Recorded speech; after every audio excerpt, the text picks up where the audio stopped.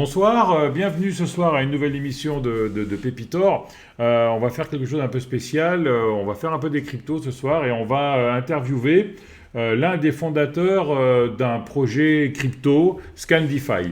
Je vous en dis pas plus, je laisse le générique et on se revoit tout de suite.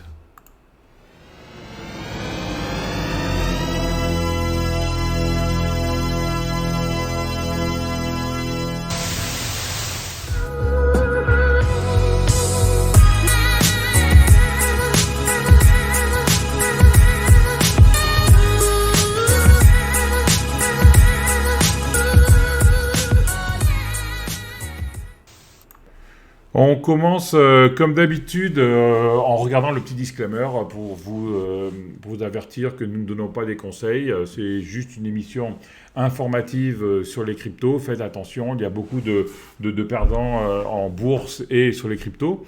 Et on se retrouve avec Juan. Bonjour Juan, ça va? Bonjour, ça va, ça va?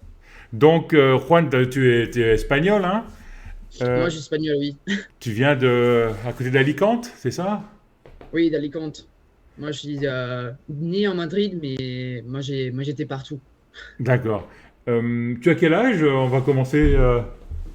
Ouf, moi, je suis 19 ans D'accord, et un peu jeune pour être fondateur de quelque chose, genre, vraiment. d'accord. Explique-moi un peu comment tu es rentré dans les cryptos et comment vous avez décidé de créer ce projet en fait. Bon, j'ai commencé à investir assez jeune, juste après mes 18 ans, Mhm. même si j'ai déjà fait quelques recherches ou et- des actions dans la bourse. Mais vraiment, vraiment, j'ai commencé juste après mes 18 ans. D'accord. Et j'ai commencé que avec des actions. Et après quelques mois, mon CEO, Alex, et un ami depuis longtemps, Oui. il a commencé à poster quelque chose sur son Instagram à propos des cryptos. Ouais. Et petit à petit, nous avons en parlé des cryptos, comme ça faire, de trading et tout comme ça. Et vraiment, j'ai commencé à être plus en plus informé et j'ai commencé à faire du trading et des artistes régulièrement avec quelques Ouais. experts et ça. Mhm. Pour Scan Défi, on a commencé peut-être avec l'idée euh, à avril 2021, juste, D'accord.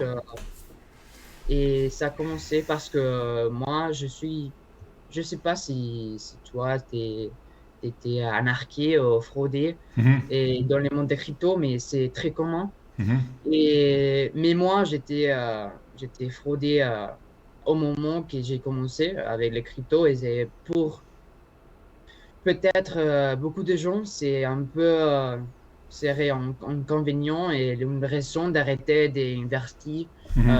l'argent dans les cryptos. Pas pour moi, Et c'est pas. tu t'étais fait arnaquer comment en fait? Sur un exchange ou Euh, Pardon, est-ce que tu peux répéter? comment tu t'étais fait scammer en fait? Tu t'étais Ah fait oui, oui. hacker ton wallet ou Ouais, non, c'était un peu plus simple. C'est juste t'acheter des USDT Ouais. et après tu les donnes pour que leur trade. Ouais. Et c'est comme ça que j'ai fait, OK, c'est les passive income que tout le monde veut. Ouais. Et moi, j'ai fait ça, j'ai dit, OK, on fait ça. J'ai mis, je pense que 25% de mon capital. Et j'ai dit, OK, c'est une chose que tout le monde fait maintenant avec les roues qu'on avait. Et, et c'est pas un scam 100% parce que c'est un peu compliqué. Tu peux retirer, mais c'est vraiment, vraiment compliqué. Et t'as des contrats pour signer, t'es plein de choses. D'accord. Et T'as stacké de l'USDT en fait, c'est ça. ouais, c'est comme ça, mais c'est une organisation externe qui tradait ton USDT ou ton Bitcoin dans les cryptos Et c'était, je pense que 1%, 2% par jour Mhm. et des retours. Et comme ça, moi, j'ai dit, Mhm. ça marchait au principe. Et c'est un peu comme une pyramide. Mais ouais, c'est une pyramide au final. On était un peu choqués. Mhm. Et bref, on fait des erreurs, on apprend et D'accord. c'est ça. Et après, c'est avec ton ami où vous avez décidé de monter un projet contre les scams, c'est ça? Ouais, c'est ça, exactement ça. Pour la raison, c'est parce on a été scammé et notre raison, c'est pour aider des gens, pas seulement les débutants, mais tous qui investissent dans les tokens, dans les shitcoins et tous ces crypto-monnaies ou crypto qui Com- réellement, on a beaucoup des pourcentages et c'est comme ça. Et ainsi, ils pourront vérifier et que l'investissement, c'est 100% qu'est-ce qu'il veut et Mhm. qui c'est 100% qui ne veut pas perdre leur argent. D'accord. Et parlons un peu du projet maintenant. Comment on monte un projet crypto en fait? Ouf, les développements d'un projet crypto, c'est une chose qui c'est vraiment et compliqué, que vous devez bien planifier pour que rien mal passe et que tu peux réellement faire quelque chose bien fait. Mais tu peux le faire avec quelques langues de programmation comme Solidity, ou Bitcoin Script ou quelques autres blockchains. Mais nous, on a fait avec les BSC, c'est les Smart Chain Mhm. de Binance? Binance. Mhm. Et moi, je suis pas un programmateur, donc moi, je suis pas un expert dans ce thème, mais on avait beaucoup des temps qui ont fait des recherches pour vraiment savoir faire et comment c'est fait. D'accord. Mais tu tu dois savoir que avec les jetons et des tokens, et c'est nécessaire pour savoir Mhm. l'économie, l'économie des tokens comme tous les tokenomics, comment faire vraiment pour quelques pourcentages pour marketing, pour liquidity, pour tout comme ça, c'est C'est-à-dire qu'en nécessaire. fait, au début, vous définissez le projet. Après, vous faites l'équipe, et puis après, ce que tu me dis, c'est le white paper, non? Ou c'est pas, ou la roadmap, le roadmap, c'est ça? Oui, première, tu as l'idée des projets. Ouais, Par exemple, le scan, c'est pour combattre les scammers. ouais, Après, tu recherches dans ton network des amis, des programmateurs, des dessinateurs, des gens qui peuvent être intéressants pour ton projet. ouais. Et après ça, tu fais les white papers. C'est les plus importants pour faire un vrai projet et qu'il marche. Parce que voir les white papers comme une Bible, Ouais. c'est la Bible de ton projet. Tous les investisseurs qui veulent investir dans ton projet, il va regarder cette white paper pour savoir ton, ton projet, qu'est-ce que tu vas faire, vraiment, c'est le corps de le projet. Le Comme white paper, ça, en fait, c'est le business plan d'une ouais, c'est les entreprise, en business fait. plans, c'est le business plan, t'as les futurs court terme, long terme, tu as les fonctions, les technologies que tu utilises, les tokenomics, tout. Combien tu vas te donner de tokens, à quel moment, Oui, exactement. D'accord. C'est tout que tu as planifié pour les investisseurs et Mhm. pour savoir que si c'est un bon projet ou pas. Si tu as un white paper qui c'est nul, bon, ton projet c'est nul. D'accord. Et après, Et si avec ce white paper, tu commences à aller voir un pool d'investisseurs ou tu commences tout de suite à programmer? Comment vous avez fait? on a fait avec, on a lancé, on a commencé lancer les tokens Ouais, et avec tout, avec un site web, avec les white papers et un peu l'introduction des scans et les services principaux, que c'est les blacklist. ouais. Maintenant, c'est ça les principales après l'académie. Mais on a lancé ça avec les tokens, avec tout. Et avec les investisseurs, on fait des pitchs, on fait Des réunions? présentations Mhm. Mhm.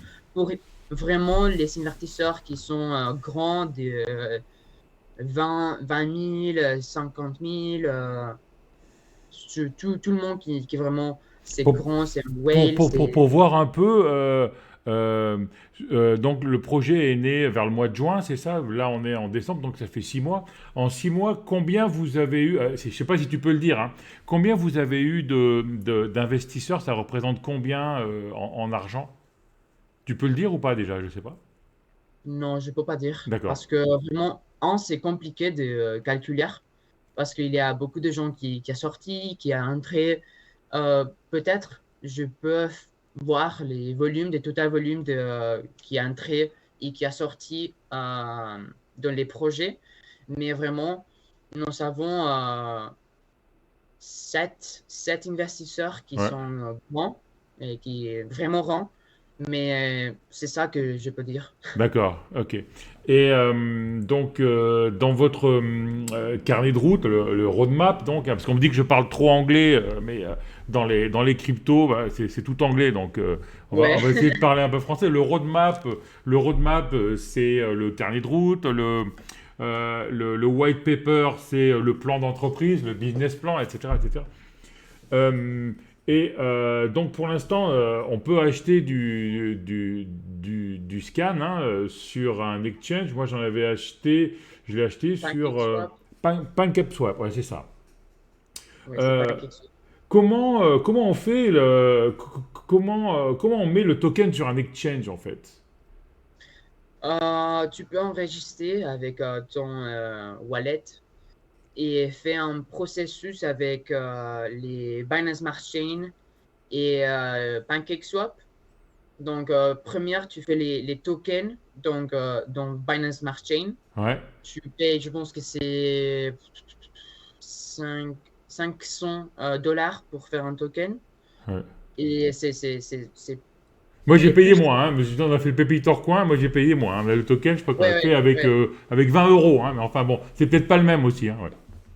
Ouais, Ouais, je pense qu'avec le Binance Smart Chain, je pense que ouais, c'est 0.725. ouais. Ouais. Donc, c'est ça, c'est BNB. Tu Ouais. payes ça et tu peux faire un token. Et après, tu mets les noms, tu mets Ouais. les supplies, les caractéristiques les tokens, tu les mets. Tu Et fais après, le smart contract en fait sur le ouais, token, c'est ça. Ouais. exactement. C'est-à-dire Tu que fais les smart contracts. tu dis combien tu peux en avoir, si tu peux en rajouter, si tu peux en brûler, etc., etc. Oui, exactement. Toutes les fonctions d'un token, tu les mets dans le smart contract, tu le lances en Binance Smart Chain et après, tu contactes, tu fais l'enregistrement en PancakeSwap et tu donnes un supply de peut-être, je pense, comme tu veux, mais c'est 20%, 10% de ton total supply. Et après ça, tu peux acheter ton... Et les liquidités, comment c'est PancakeSwap qui met les liquidités ou c'est vous qui faites la pool de liquidités? Oui, c'est vraiment, on était toute l'équipe, on a mis beaucoup d'argent pour avoir de liquidités en principe. D'accord. Mais il y a des websites qui aide avec la liquidité. Si c'est un bon projet, peut-être tu peux gagner 50, 50 000 ou moitié des millions, millions. Tu vois, Hmm. il y a des investisseurs qui veulent aider des projets et tu peux faire ça Ah, et avoir des investisseurs. c'est un peu comme du business angel en fait au départ. Oui, oui, c'est un C'est-à-dire que... business angel. Oui, mais c'est juste pour blockchain et pour les tokens et pour la liquidité. D'accord. C'est un peu sélectif. Donc d'accord. Donc là, vous avez fait ça. Après, je suppose qu'il y a une partie marketing et une partie technique aussi, non? La partie Oui. marketing, ça consiste à quoi? En quoi?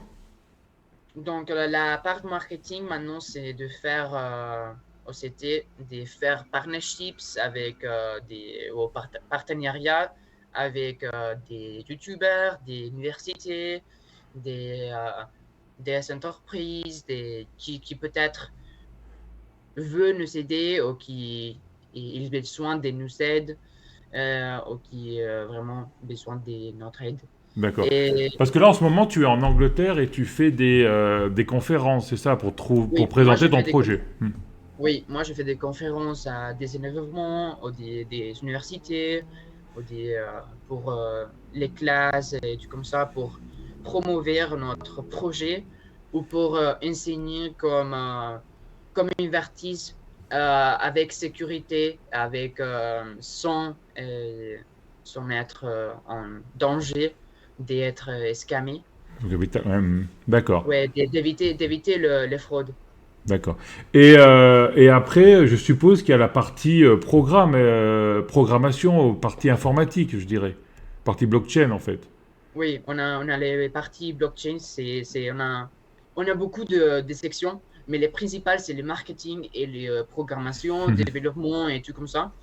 On avait, je pense que c'était 6 personnes dans le développement et 8 personnes dans le marketing. À part les design et tout comme ça, je pense que c'est 5 personnes dans cette, Ah oui, partie. l'équipe, vous êtes combien, en fait, en tout Nous sommes 25 D'accord. personnes. Il y a beaucoup de gens qui étaient moitié partis, ou il a peut-être 1 heure, 2 heures, 2 heures de travail un jour. Mais vraiment, 100%, nous sommes 10. D'accord. Je pense que 10-100% de faire un métier vraiment 100% du temps, c'est 14 heures, 16 heures à jour, Ouais. par jour, et c'est ça. Puis, D'accord. Ces gens qui travaillent, ils sont répartis comment par rapport au secteur? Il y a, il y a le marketing, c'est combien de gens en pourcentage en fait la part marketing sur l'équipe complète, ça représente combien? je pense que c'est 40%. 40%. Ouais, ouais. Et la partie programmation? C'est un autre 40% aussi. Et D'accord. le reste, c'est administration, c'est design, ou c'est D'accord. les trucs qu'on doit faire, mais c'est pas une chose essentielle. D'accord. Au niveau programmation, vous en êtes où actuellement dans le projet? Je mettrai tout en dessous de la vidéo, hein, c'est scandify.net, etc. Il y aura des liens. Oui, On n'a pas beaucoup parlé on n'a pas beaucoup parlé du nom de la société, on parle beaucoup en général, mais donc je voulais souligner ça. Au oui. niveau de la programmation, vous en êtes où? Pardon? Au niveau de la programmation, vous en êtes où? Vous cherchez un scanner ou vous voulez scanner les tokens? Comment ça va se passer? Oui, maintenant les scanners, c'est en développement, mais peut-être dans quelques semaines, on va lancer cet scanner. Et le scanner, c'est principalement, tu cherches les contrats des quelques tokens et comme ça, tu crées l'algorithme crée un rapport qui t'a dit tout qu'est-ce qui est mauvais dans les contrats, dans les smart contracts. Et comme ça, tu peux voir le pourcentage d'être une scam. Et avec des autres utilités, des autres Parce que tu fonctions. m'avais expliqué avant, hors antenne, Oui, hein, tu m'avais dit que, par exemple, tu pouvais voir dans le smart contract si dans le contrat, il y avait une fonction pour dire interdit de vendre, par exemple. C'est ça? exactement, exactement. C'est ça qui se passait avec Squid Game. D'accord. Oui, Squid Game, en fait, c'est bah, en Espagne, on dit le jeu des calamars, mais en France, je garde le même nom, Oui, c'était Squid Game. Il y a eu un gros scam sur ce token, ouais. exactement. Ouais. Et s'il avait les scanners, les principes et les ultimes optimisées versions de le scanner, on pourrait faire attention des 7 scans. Donc en fait, le but du jeu, ce sera d'arriver sur Scandify ou alors que Scandify soit sur d'autres sites et Oui, tu rentres le nom ou le numéro de contrat et il te dit tout ce qui est bien dans le contrat et tout ce qui est pas bien dans le contrat en fait. oui, exactement. C'est comme un scanner de tout. Hmm. Les contrats, les gens qui gèrent les projets. Aussi, il y a des gens qui gèrent les projets. Aussi, c'est anonyme. Aussi, c'est les pourcentages des holders qui a plus de, je sais pas, 100 tokens parce que il y a des temps qui les projets envoient des tokens, un token à Ouais. 3000 personnes ou 5000 personnes et c'est juste pour avoir des holders. Ouais. Moi, je vois dans mon MetaMask que j'ai des tokens, je sais pas d'où ils viennent, hein. Oui, Mais, exactement. hmm. C'est un scam. Je pense que les 80% des temps qui est à un token chez ton MetaMask, c'est parce que si tu essayes de le vendre, Mhm. et il peut accéder ton wallet et il peut retirer tout que tu as D'accord. et que tu avais. Oui. Même en essayant de le vendre sur un exchange. Oui. Ouais, ouais. D'accord. Ok, faut faire Si attention. c'est par exemple MetaMask ou c'est Trust Wallet ou c'est un wallet digital des cryptos, il peut le faire. D'accord. Le développement au niveau des tokens ou etc. Pour l'instant, il y a combien en circulation de monnaie, de crypto, de scan, DeFi, du nombre total? C'est 165 millions de D'accord. tokens avec un supply de 1000 millions. D'accord. C'est un billion, oui. C'est-à-dire que vous avez 15% en ce moment sur le... Oui, D'accord. Et comment va se répartir les 85 autres pourcents après? Quel est le futur? Euh, il va y avoir des airdrops, il va y avoir... comment ça se passe? les autres, c'est réservé pour la majorité pour les exchanges, D'accord? pour être listé peut-être Binance ou KuCoin ou Coinbase ou OKX ou quelques autres et, exchanges qu'on peut être listé. D'accord? Et apparemment, c'est ce que ça. Et après, on a, et pour développement, je pense que c'est 8%. Ouais. Mais la majorité, c'est pour public sale. C'est pour la communauté. D'accord. C'est pour la communauté, oui, c'est pour vendre à public. Et vous avez un plan de vente de ces tokens déjà fait ou pas encore? Non, D'accord. on a fait pas les pre-sale, on a fait pas ça. On a fait une chose on a veut faire, c'est que les teams, les teams principales, acheté avant que les autres achètent. Donc, D'accord. on était les premières qui achetaient, mais Ouais. c'est que ça. On a fait deux versions parce que les versions 1 des scans, il était nul. On était des problèmes avec les contrats et tout comme ça.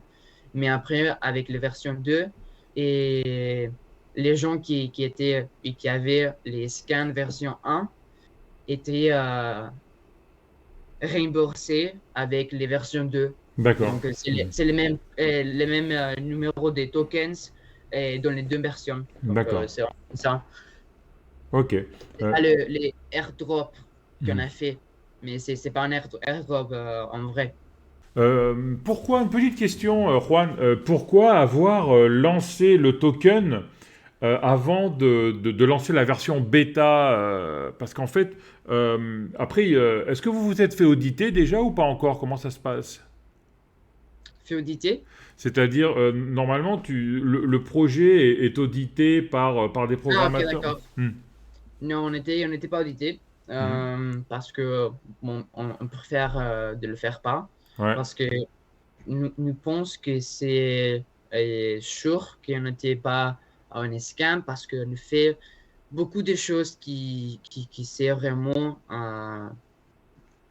les choses qu'on pense que c'est pas des scams. d'accord. Et si quelqu'un veut auditer notre contrat, bien sûr, allez-y.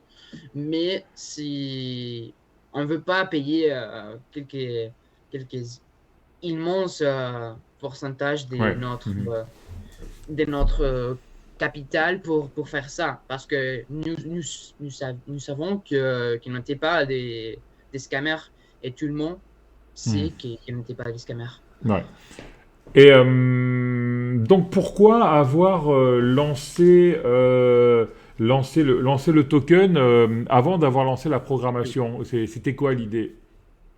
Bon, nous avons toujours été sûrs qu'il avait mieux profité des moments de, de la crypto, des bull run et de la sensation, des sentiments des investisseurs Ouais. et commencer à créer une communauté réellement de, de, de qualité et avant qu'il nous sorte. Parce que nous savons qu'il a technique et que l'aspect technique de le projet, c'est difficile, c'est Ouais. compliqué et que nous avons besoin des aides. Et c'est pour ça qu'on a lancé les tokens pour avoir ces ressources et la capital nécessaire et pour avoir les Hmm. personnes indiquées pour faire le projet et pour principalement de faire en communauté qui aime notre projet, pas parce que c'est utile maintenant, mais parce que il sait que il y a un projet derrière et Hmm. que nous sommes 100% dans les projets avant de faire notre partie. D'accord. Et là, tu m'avais dit hors antenne qu'il y avait une version bêta qui allait sortir avant Noël, c'est ça? Oui, peut-être avant Noël, et je pense qu'avant Noël, si tout va bien. Mais oui, c'est les scanners. C'est juste pas 100% comme s'il le verra ou si euh, ou comment ça fonctionnait. Mais c'est sûr qu'on était peut-être avant Noël. D'accord. Et le futur, tu le vois comment alors, pour finir l'interview, le futur euh, parce qu'à 19 ans, en fait, et ton associé a le même âge, non? Vous avez tous le même âge, en fait, dans les... Vous êtes trois fondateurs, c'est ça, hein? Non, non, on est six. Ah, On est d'accord. six. Ouais, c'est compliqué parce qu'il y a des gens qui étaient ajoutés et que c'est progressif. Donc, nous, on était maintenant des exécutifs. Mhm, On était 8, mhm, mais nous étions 6 juste un semaine avant. mhm. Donc, c'est les 6 ça qui sont, nous sommes les fondateurs. D'accord. Euh, donc, on est six, oui, on est six, mais il y a des quelques âges. Il y a une personne qui est plus de 30 ans, et il y Ouais. a autre personne qui était mariée, qui a des filles, Ah, il y a des vieux, alors, dis donc, dans les ouais, cryptos des aussi, hein? vieux, des Ouais. vieux, des Ouais. vieux. Ouais. Mais pour nous, l'âge, c'est pas une chose qui vraiment c'est essentiel parce que Mhm, c'est l'expérience et c'est la motivation, l'ambition, c'est qu'est-ce que tu savoir faire, c'est comme tu t'expresses, c'est comme tu communiques avec les gens, mhm. c'est tout ça. qui est vraiment l'âge, c'est pas une chose que tu peux juger pour Ouais, c'est comparer. l'envie d'apprendre, la Oui, exactement. curiosité. Tu peux les avoir à tous les âges, ça, hein. Exactement. Et aussi les contacts et tous les networks et Alors aussi la justement, langue. en parlant des contacts, tu m'as expliqué avant que tu avais Oui, rencontré le fondateur du Bitcoin. Parce que oui, c'est personne ne ça. sait qui c'est, Oui, et toi, tu l'as rencontré en fait. oui, c'est la personne qui dit qu'il est Satoshi, qui a inventé, elle a créé Bitcoin avec autres deux personnes. Comment il Et moi, s'appelle Comment il s'appelle Craig Wright. D'accord. C'est Craig Wright. Et Il est quoi? Il est anglais? il est australien, D'accord. mais il habite maintenant à Angleterre, Ouais. où ce que j'habite. Et moi, je l'ai rencontré à l'université et ici, et c'était génial. Bon, on a parlé, il fait des trucs vraiment impressionnants. Il était enregistré, je pense que plus de 20 cours d'université, D'accord. des 20 universités différentes, Harvard, Oxford, Cambridge, toutes les universités plus grandes du monde. Il est enregistré dans des quelques cours, des doctorats, toutes les choses, à part de gérer une entreprise que c'est le BSV blockchain. C'est Mhm. un truc séparé à Bitcoin, mais la version originelle de Bitcoin. D'accord. Et comment tu sais que c'est pas un scam euh, Lui, Ouais, lui, comment tu sais que c'est lui? Parce que personne ne sait qui c'est en fait. Tu m'avais oui, dit oui, qu'il c'est vrai. était, tu m'avais dit qu'il était en procès avec ses associés, c'est ça? Oui, il est en procès judiciaire parce qu'il avait, je pense que c'est 2 billions de dollars Ouais, ça va, en ça aide quoi. Bitcoin. Ouais. Il est associé, il a dit, moi, ma moitié, c'est ça, c'est 1 billion de dollars pour Ouais. moi. Il a dit non, c'est à moi, Mhm. il a tout un drama, c'est une controversie de vraiment de grande, Mhm. grande majorité. Maintenant, c'est à Amérique Mhm. et il discute de tout ça. Et vraiment, il doit prouver qu'il est Satoshi, qu'il a créé Bitcoin pour vraiment défendre euh, son argent. D'accord. Mais c'est sûr que Et ça veut dire que si c'est pas lui, c'est l'un des deux autres associés quoi. C'est un des trois, c'est sûr. oui, D'accord. ou peut-être, mais c'est peut-être autre, il est tous les trois un nom. Mais, Mhm.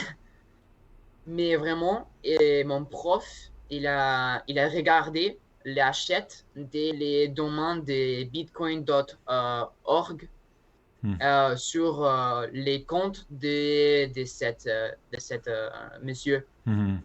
de Craig White. Mhm. Ok.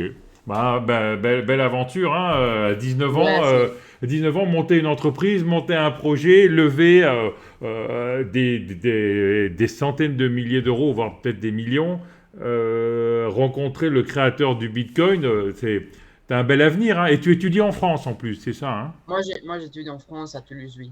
À Toulouse, mais en langue anglaise, hein, tu m'as dit, hein. Oui, en anglais, D'accord. Et là, tu es en Angleterre en train de faire un Erasmus, hein. exactement. Ok. Bon, voilà, ça a été super intéressant et très gentil de ta part d'avoir assisté à cette interview. Merci, Juan, hein. Merci beaucoup pour cette interview. C'était intéressant aussi de connaître votre part aussi. Ok.